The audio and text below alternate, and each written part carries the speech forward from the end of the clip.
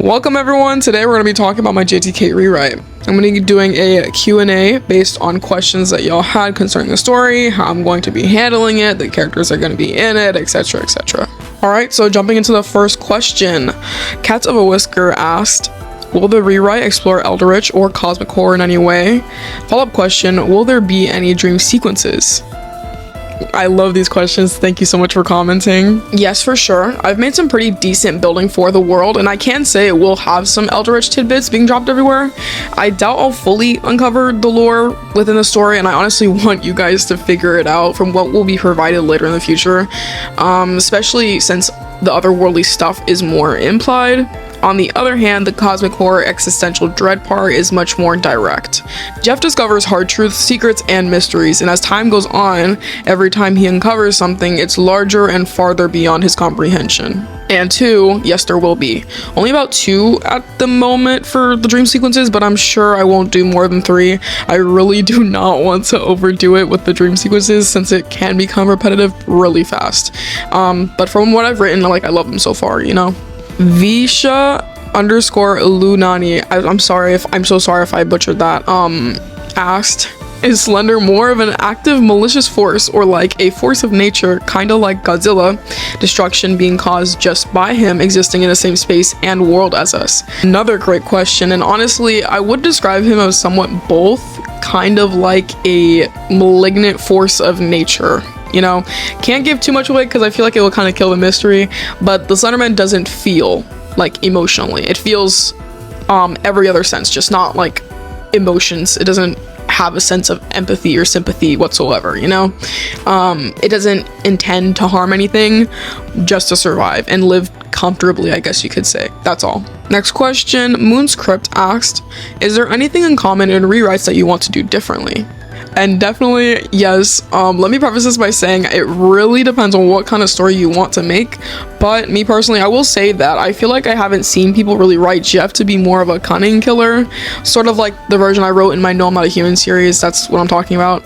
Along with his origin being a slow burn inevitability that wasn't really influenced by himself, but by a separate malevolent force. I feel like it's very easy to fall into the mentally ill character becomes a villain trope like I've discussed in the past, and it can be very harmful to portray in media if it isn't done with care intact, you know?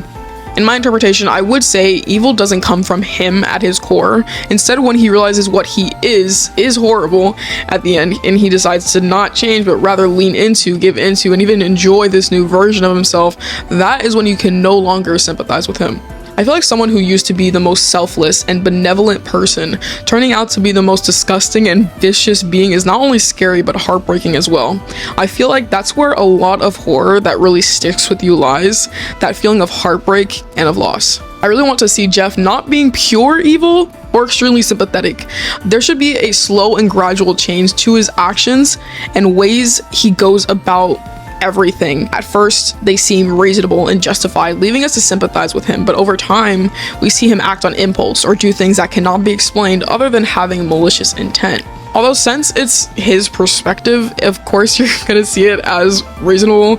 Jeff is an incredibly unreliable narrator, and I really want to challenge my audience to be able to see the how, the when, and the why. Next commenter, EMCU Co-Link M, I think, Inc M, asked, is the plot good? Did you check up with friends or family to ask if they like it?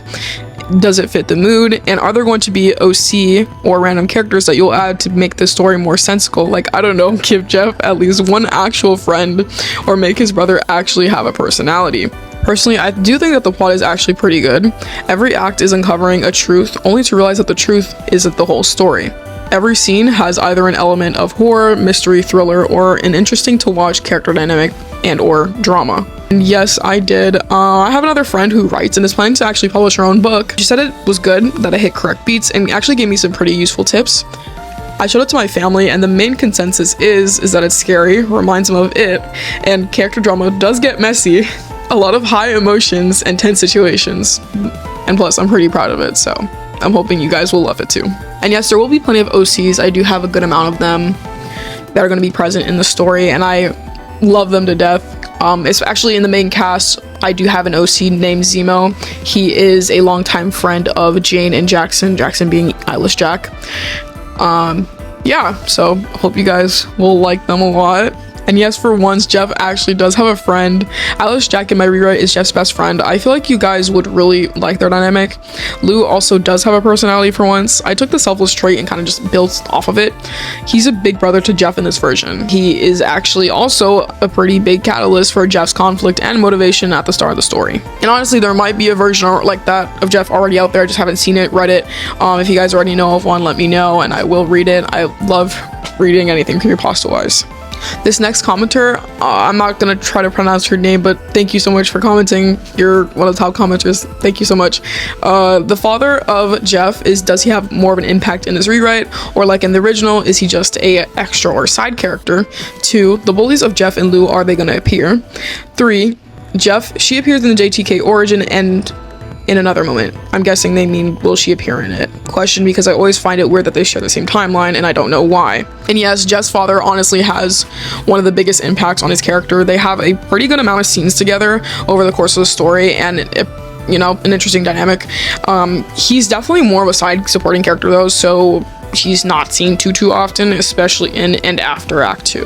And for 2, yes, for sure, just wait later. Definitely not until the end of the story, or near end, I guess you could say. 3, in my AU, she does appear in his origin story, which is this whole rewrite. It's gonna be a whole Jeff the Killer origin, or mainly just, honestly, it's not even just a Jeff the Killer origin, it's a creepypasta character origin, but it's from Jeff's perspectives. Perspectives? Okay, bro. They're close friends in my rewrite, Jane and Jeff. Definitely not the best of friends, but I would say decently close, although that definitely changes over time. Hats Z4N asked, will there be hamburgers? And yes, there will be a hamburger in the first chapter. Actually, Lou decided to treat Jeff to dinner just because he's a good brother, so yeah. Multiple commenters asked where it will be uploaded, and the rewrite will be uploaded on AO3, Wattpad, Quotive, and I'm aiming to kind of make promotional material on TikTok, Instagram, YouTube, everywhere. The promo content will mainly just be a visual novel-esque, but in the form of a video, kind of like what I did for my No, I'm Not a Human series again. Just to kind of get like a snippet from the chapter, just to promote, like, hey guys, this is what's going on, go check it out, you know. But this one specific commenter did ask if I was going to make a website for it, and I think that's a really good point. I would do that if this, you know, fiction, I guess you could say, call it a fan fiction, becomes a success, in which I doubt it'll be a big crazy success or anything, so I wouldn't really feel the need to make a whole website for it. But if it does do great, then sure, yeah, I would do that. And 2 commenters also asked if I will add a Thing of Bleach reference to it, or does a Thing of Bleach still fall on him? And honestly, sure, bro, like, I don't see a reason why I shouldn't. Yeah, I just see a lot of opportunities to add the Thing of Bleach reference to my story, so it won't be too big of a deal, so why not? Sure. Alright, the next commenter, Juju Eats Fish, asked, like the well-known story of Jeff, does he have any bullies that drive him to insanity or something completely different? I won't say what truly drives Jeff to quote-unquote snap, since there isn't just one. Sure, at the root, Slenderman had caused it, but there are so many things that happen within the story and to Jeffrey himself that could have driven him over the edge, but it doesn't. Instead, it builds up within him. Like I said previously, the bullies aren't present until the near end of the story, so they definitely aren't the root cause. More like one of the last dominoes that needed to fall in order for Jeff's new ideology to be fully set in stone.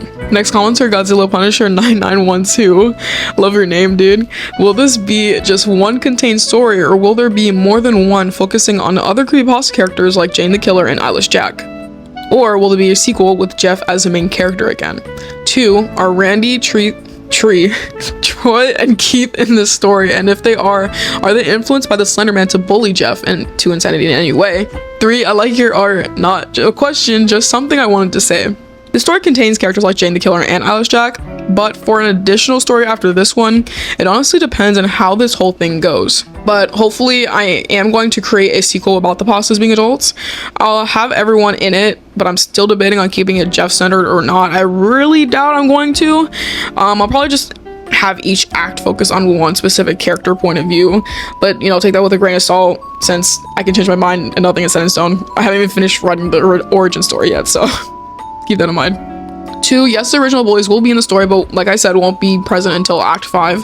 I will say that they're much more just bad people and serve as a horrible influence on Jeff rather than bully him. They kind of just more like use him, if anything. They're definitely somewhat affected, but not in the way that you would think, at least somewhat. The Slenderman is just more indirectly impacting them, if that makes sense. I'm kind of just trying to dance around it so that I don't spoil anything. And 3, thank you so much. I'm glad. I'm a bit insecure about my art style, so comments like these really mean a lot to me. Thank you guys so much for all your support when it comes to, you know, like my art and stuff. Means a lot, trust me. One of the same commenters, Cats of a Whisker, asked, are there any Creepypasta characters other than the ones that you've shown so far that appear in the rewrite? Not that I know of many more, but I'm curious. Okay, it's okay. Love that curiosity. Very encouraged around here. And honestly, not too many that I can think of other than Kate the Chaser. Along with her childhood best friends, they will be present in the story, like Lauren and I think his name is Carl Ross or something. Kate has been a pretty big role in Act 2 and 3, so if you guys are a Kate fan, you should definitely check out the story, just saying. Another one of my favorite commenters, Visha Lumani, asked, I remember in the No I'm Not a Human video, Jeff mentioned his Aunt Barbara. What are some plans you have for his parents? Oh, buddy, don't get me started. I have many plans for his parents, trust me. I love it when characters' parents are actually in the story or just somewhat there with the protagonist, especially when you can tell that something had happened in their childhood. I feel like it kind of just adds a layer of depth that writers are just missing out on, especially if they're in their teen years.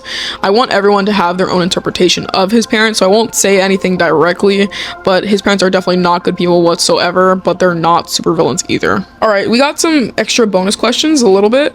I had put up like a question thing on my Instagram, and I'm just gonna read what I had said on my story to you guys. Alright, this person asked, is Toby in it? Is his backstory the same in your AU? And I responded, yes, he is. Unfortunately though, since I'm writing this to be a third person limited with Jeff, he doesn't appear much. When he does, he's usually just in there in the background or has a minor interaction with someone, but his temporary role as a background character actually plays a very important role in the story. Why is to be revealed later on. Despite all that, around the middle of Act 2, he gets his time to shine for sure. And concerning his backstory, it definitely has some of the same elements, such as his father being abusive, the car accident, the bullying, although some things have changed, for example, the family lore, how he came to know the Slenderman, and him still being in public school. This next one asked, who's your favorite character to write about? For Creepypasta wise, I would definitely say Jeff and Jackson, or Jeff and EJ. They're best friends, like I said in my rewrite, and honestly the main emotional heartbeat of the story. There are many deep connections other than them, but since it is Jeff's perspective, I would say that the relationship is what will stick with people the most. Oh yeah, and my second favorite relationship to write about, at least since it is from Jeff's perspective, like I mentioned, is definitely Lou. I love their brotherly bond. They have a lot of good moments, especially in, I think, 2, 3, and 5 acts, like the acts 2, 3, and 5. Yep. OC wise, definitely Soul. They have a lot of interesting dynamics with everyone, including Jeff, and has fascinating lore that affects the plot at its core. Like, we would low-key not be here if it wasn't for bro, you know? Next person asks, what's the biggest change you're making from the original Jeff story? And I'd definitely say the genre and character writing. It's going to be more of a horror, mystery, thriller with crime, cult, and psychological horror dabbled into the mix.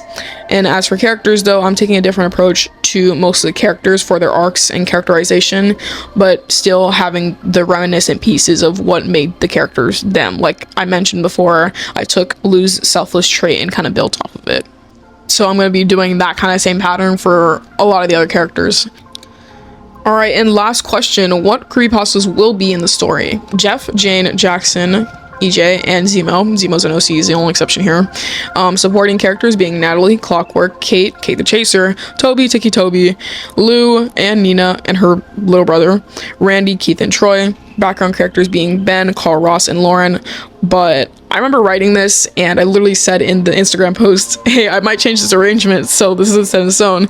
And the day that I did that, I was like, wait, low-key Lauren is more of a supporting character, so yeah, I would definitely call her a supporting character, but she doesn't appear until like Act 3, Yeah, I think Act 3. The rest of the cast will be OCs, and there is a pretty big handful of them, like I said. I know the challenge when it comes to making large casts. I'm making sure to space out all the characters and their roles across arcs, subplots, details, and acts to make sure it doesn't feel too cramped and or forgotten about. Everyone mentioned isn't even the first 8 chapters, and now that I've been plotting it out, I think there's going to be around like 30 already. I'm sure there's more. Alright, and thank you guys so much for watching. This was a very fun video to record. I love answering guys' questions, just talking to you guys. This community is a very small one, but I appreciate each and every one of you. Thank you so much for all the comments and questions. Really means a lot. It really shows me how much you guys care, and that, like I said, I really appreciate it, so thank you. I really want to make more videos like this, just talking about creepypastas, not specifically about my rewrite, just like, oh, what do you guys think about this that happened in the community, or what do you guys think about Toby's character as a whole, what do you guys think about just like random stuff. We're just gonna sit here and talk about creepypastas all day, you know. I want to talk about that and like their characters and the fandom and everything, so hopefully you guys can look forward to that while I'm still working on my JTK rewrites. So definitely stick around. I will see you guys soon. Bye bye.